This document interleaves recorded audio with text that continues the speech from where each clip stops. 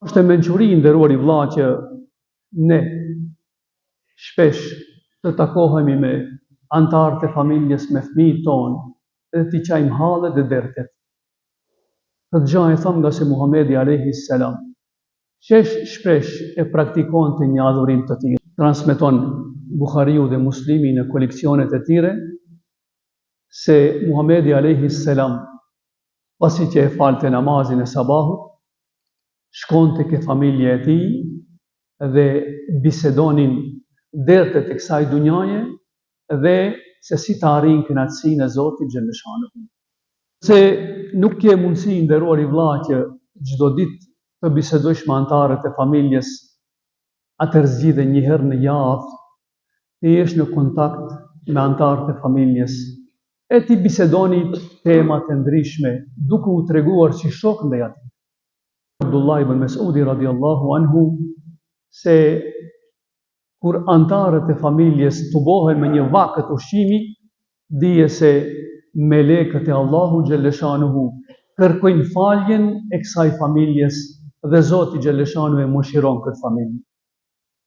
E këtë ibadet dhe këtë afërsi me antarët e familjes e mësuam në muajin e Ramazanit dhe dha Zoti xhaleshanuhu që kjo traditë të vazhdoje mos më tepër barem një herë në javë.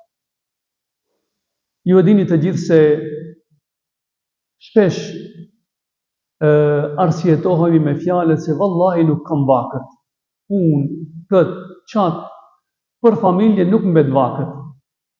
Muhamedi alayhi salam ka qenë i dërguar i Allahu që çdo moment ka pritur vahjin e Zotit xhaleshanuhu, ka qenë prisi besimtarëve, por ai çdo ditë ka gjetë kohë që të qëndroje me antarët e familjes në shtëpinë e tij pas faljes së namazit të sabahut.